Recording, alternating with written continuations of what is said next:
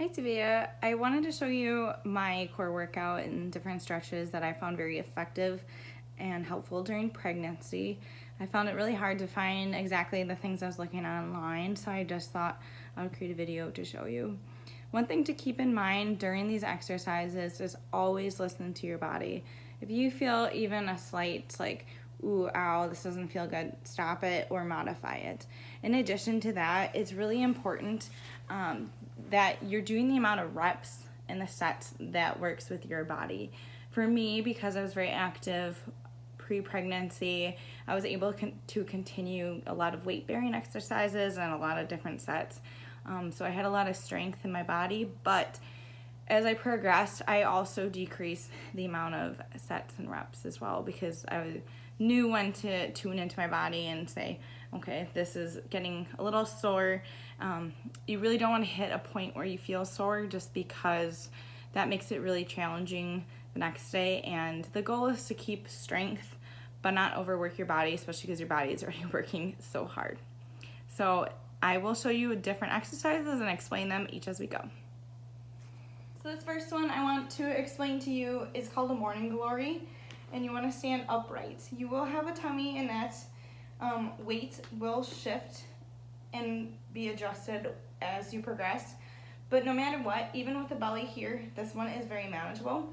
The goal is to do a tilting motion just with your hips. You're not going to be moving your legs, and you're not really going to be moving your chest. So sometimes if you want to hold your belly or do something like that, that works too. Otherwise, put your hands up your chest, any way that works best for you. Sometimes I would do it here as well, just to really know I'm isolating this spot. So for morning glories, the goal is just to do a tilt. So you're just going up and down. So this is as far down as you want to go, up and down like this. And you will feel the pressure or the muscles right here. You shouldn't really feel too much else. If you feel muscles down here as well, that is good, because that is coming from the range of motion right here, the upward motion. So you should go down and up and do as many sets of those as you want to. A couple other ones are squats. Narrow squats are really great. They do have to be modified a lot during pregnancy as your belly gets bigger. So a narrow squat is generally with your feet like this, going downward. But in pregnancy, widen your feet according to your belly and how much space you need to get down low. So as a squat, you want to stay with your feet pretty narrow as possible. Holding that belly, you can put your hands around your belly as well. Butt always goes outward first. So you're gonna butt outward and down like this. So this is the angle you want to get, and you can hold it and go up, and the goal is to tilt outward like this. So you kind of see that this range of motion yet again is using the pelvic muscles. So do those as well. I know that you're unable to do ones with your wrists like this, so I'm going to show you a version of bird dog that you can do that can help you modify that. So instead of having your wrists like this, you can always go down on your elbows and keep the weight on your elbows to your forearms. You're never going to use the weight on your wrist. And the normal bird dog is like this or down like this, but with this modified version, you can simply just go outward like this and tuck in a little bit. Go outward and tuck. So do that on each side. You can alternate them like this. And the goal is to keep core strength but not be isolating one specific muscle. In addition to the child or the bird dog, in this position, widen your knees like this, and you're going to want to sit back and stretch into child pose. You can stretch your arms out as far as you need to, and the goal is to feel a stretch back in here, and you'll feel some right here in your arms like this. So I would recommend doing these daily, and they're really nice because you can widen your knees as far as comfortable for your belly, and you can touch your belly to the ground. It's not harmful at all. So just getting the stretch that you need and that feels comfortable. Next one that's super important, as Mom and I both mentioned, Kegels. Kegels are using those internal pelvic muscles. So it's really thinking about almost this sensation of holding in a pee and releasing the pee. So I will sit either with my feet like this in a butterfly, otherwise you can do a crisscross, whatever you find the most comfortable, making sure your posture is still good because you will want to slouch with the belly being in front. So you can either put your hands like this to keep your shoulders back, or whatever's the most comfortable.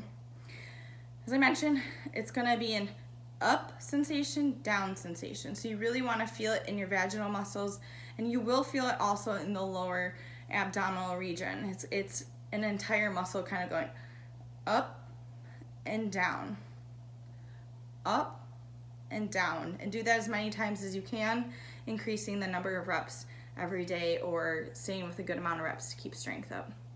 Another version that I like to do is up 2, 3, down 2, 3.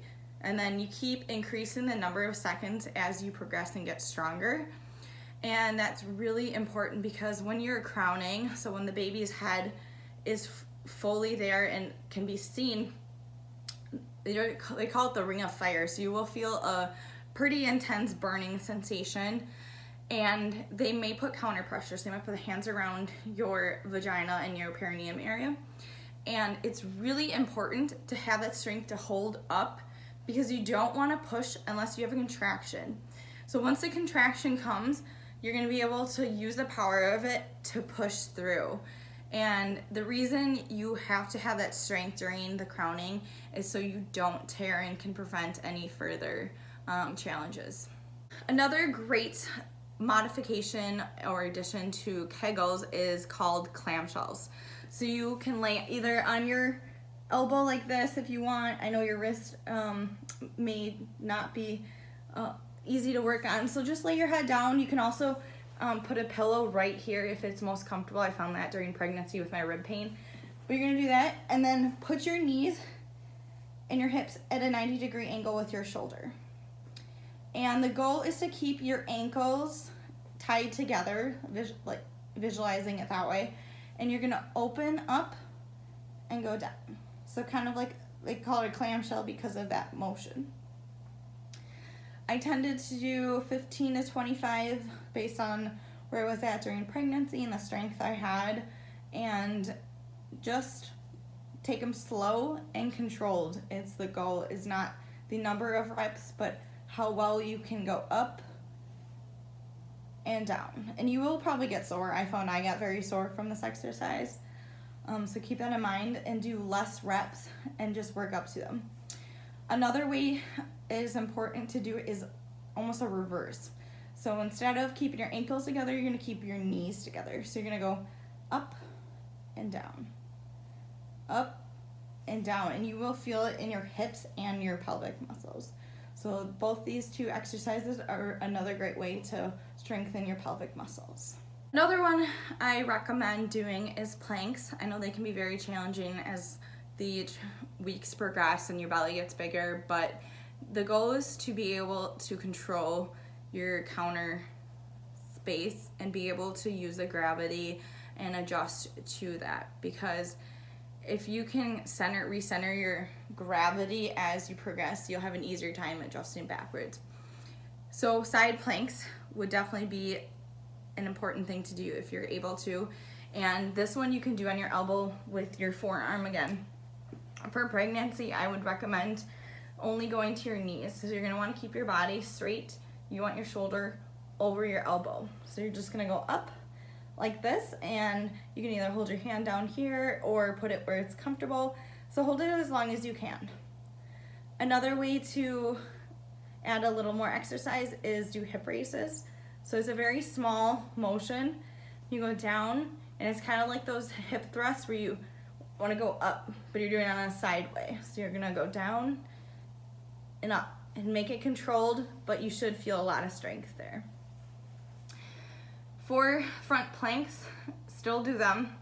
They get more challenging and you have to adjust to your belly. But with those ones, continue on your elbows and your knees. So you probably can't get as low, obviously, as I can do with this motion. So go on your knees and find where it's comfortable based on your belly. And if your belly touches the ground, that's totally okay. You're not gonna get a perfect linear plank like you can when you're not pregnant, but it's just really adjusting to what's comfortable. Even if you're doing something similar to this, I noticed this range of motion helped me to keep back muscles and the core muscles tighter, so then I can hold my belly in. All I have to say is do as many as are comfortable and modify them as much as you can. So I mentioned the narrow squats already. I would recommend doing normal squats, so your shoulders in line with your feet, and as I mentioned, adjust according to your belly width as you need, and just continue to do squats. Go with squats, always butt out first. You want to think of it that way. So going out, and remember to do that thrust. Another one to do is wide squats. Your feet are wider than your shoulders. Do what's comfortable and go down and up with that little bit of tilt forward. For stretches, you definitely want to do a lot of straddle stretches. The straddle stretches help the lower back and the upper back side muscles and even your arms. So it helps keep those flexible. So you're always wanting to do straddle stretches, both left and right. Once you're done with those, a certain amount of seconds as you can, do your butterfly stretches, keeping your shoulders back and really working on that posture. You can lean forward, you can push your knees down, you can grab your knees, as long as you're trying to keep your back straight. A couple other different ones I found very effective with my upper back pain was an arm fly. So you're going outward this way and you're pulling back and then holding it. And you will feel in the upper back muscles, and you might even feel pops, sometimes I do. And just doing a couple reps of those, so you just relax and go back and hold. A reverse way to do that is going forward. So you're kind of rolling out your back that way, and do the same thing of holding it and relaxing. The next one is neck muscles. I found were really stiff at times, so you can sit on a chair. Otherwise, if you find it comfortable, sit on the ground, that works too. So you want your head just to tilt and your ear to your shoulder like this. So you can do that on both sides. Hold as many seconds as you can. It feels good. The other one is your chin tilted down your shoulder, and that's going to stretch this more linear.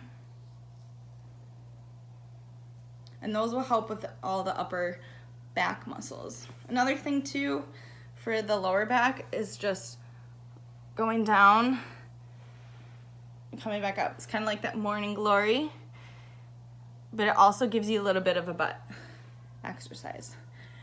So those are the different exercises and stretches I found really helpful.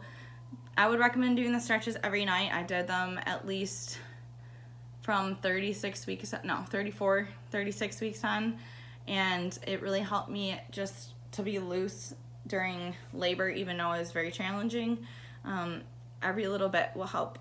And then with the exercises I showed you, make sure to listen to your body again, and then do as many as you feel necessary and work up to it. If you have any questions, let me know.